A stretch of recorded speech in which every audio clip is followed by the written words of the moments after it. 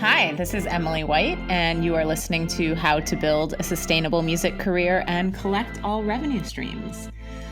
So today we are delving into Chapter 1 of How to Build a Sustainable Music Career and Collect All Revenue Streams.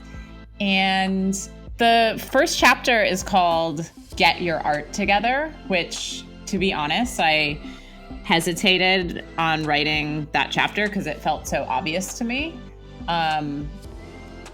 I truly believe that any artist who makes great art can be successful, but you have to do chapter 1.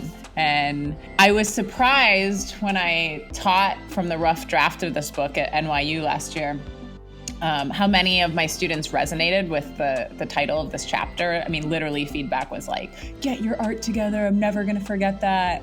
And again, to me, like what connects with any other human, also known as fans, is being genuine and making the art that is true to your heart and spirit and soul. And, maybe this also stands out to me because I have artists in non-pandemic times and pandemic times emailing, but coming up to me at conferences normally, wanting to share music. And I totally get that enthusiasm, but there's almost often some sort of caveat like, oh, but I really need to work on my vocals, or I need a new drummer. So my point is, before you move on to further chapters, which I think it can be easy to do, right, to get ahead of ourselves and I guess think about the fun parts, but hopefully you think making music is fun.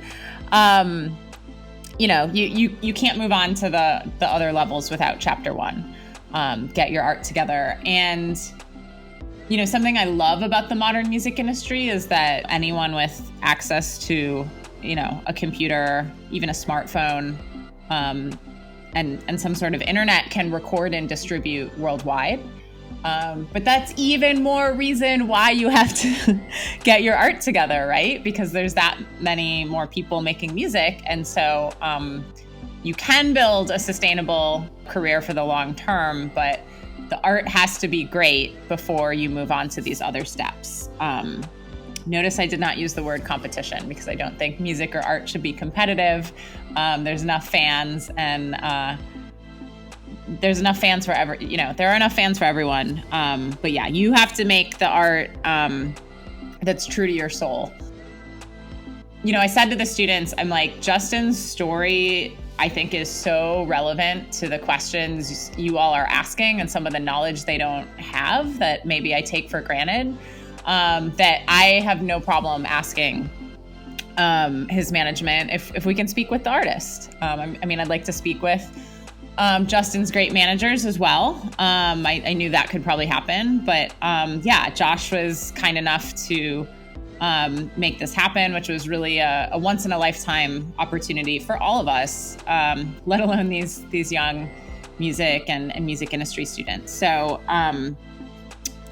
similar to the forward episode with Zoe Keating, I did not plan on releasing this recording you're about to listen to. I did kind of a crappy voice memo, to be honest, just on my iPhone to give myself feedback. I was planning on deleting it after, but when I was listening to the interview, back to the interview, I realized that Justin completely brought chapter 1 to life, which again is called Get Your Art Together.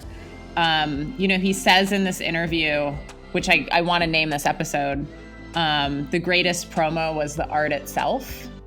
And that's what I was trying to convey to these students and as many of the things that I'm conveying in this book, which is, it's just like, again, if the art isn't great, it doesn't matter who your publicist is. It doesn't even matter who your team is, and I love industry people. I am one. But I've seen it happen over and over, with artists that have like the right agent and the right publicist and the right label and the right everything, and literally nothing happens. So I've spent my career figuring out how and why things do happen. And again, to me, that starts with great art and connecting with fans directly. Literally giving up, deciding that it's like something that I shouldn't try so hard to get and just make something that I needed to make, that was like in me already, rather than, like there's more like cultivating what I am rather than like, oh, what can I do to like fit in or like get noticed. And that's something you kind of can't like teach or like plan on, but it is the truth. It wasn't ever going to happen until you give up and you're doing it for the purest reasons. Somehow, like deep inside, I knew to like pay attention to my intuition. The thing that intuition was the thing that had gotten me to be in that position in the first place, and I just knew. And so I kind of waited around a little bit and fielded a lot of stuff. And Kyle, who me and Josh worked with for at least 10 years, was just this 19-year-old kid, was just like, don't do it, like just chill, which is like the greatest advice. Just like, don't do the thing you think you might need to do, sort of, until you know it's right, and listen to your intuitions. I had stopped asking that question, like what's gonna get me the job? What's going to get me to live the life I want to live? And that's just like life advice in general. It's not really about evaluating the vision that you have for your future. It's about trying to be as present as possible. So for me, I got to be shown the lesson without having much suffering. I mean, I had suffering until that point of like, God, I want this so bad, but I just when I did the first Point of Air album, didn't have a name for it. I just made it, was mixing it in the car. And, that was my first tour with the Rosebuds, and I was just like, I just think this is good. But I sort of had this feeling like it was the best thing I'd ever done by like a long shot, but I had no idea, you know what I mean? And it was just right in line with everything I'd done up to that point. But it was just truly like my breakthrough, and I think that the audiences and the markets are markets. You could definitely like make something up that's going to sound good to people. They literally have AI robots. I'm sure you've heard about like making pop songs. I'm here for that too. That's fine. I want to dance and hear poppy things, and like there's formulas that work. But the thing that I learned is just like, so the thing that you naturally do yourself with the least amount of impedance from those questions of how I get there is really the best thing, and it's your individual qualities that make you the most. It's the most you. Nobody's like you.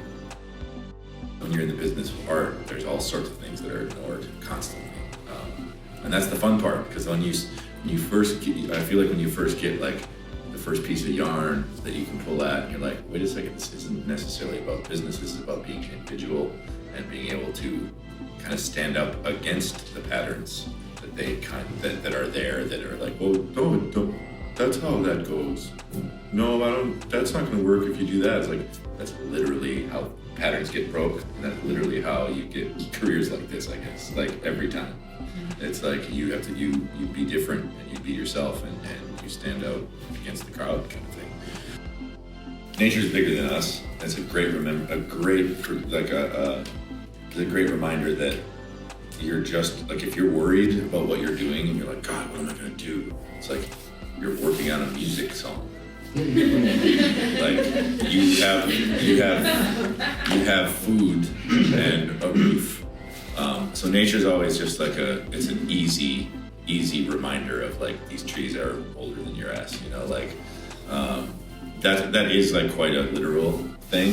But something else I thought of when you were asking is like, there's so many things as we grow up, even if you have like all the support in the world, that you're sort of you feel like you're meant to follow these scripts. Excuse me. Or like, oh, this is how life's supposed to go. I'm supposed to, find a job, and then get married and have kids and do this. And not that that's wrong, but so many times we end up, even if we're like thinkers and searchers and like rebels, we still end up like following those scripts. And why I like nature and solitude, and even solitude amongst friends, is you can cut out the world, because the world is not gonna usually help you find yourself, it's usually just going to make you feel nervous about who you are. If to me, at least for me, I'm very sensitive to that, and so I like being able to extinguish the noise. You're able to find a quieter part of yourself, I think, that way. Calmer. If you're calm, you can be yourself. If you're not calm, you're going to be like somebody else. I'm very grateful for the spot I'm in, but I think the greatest promo was the art itself.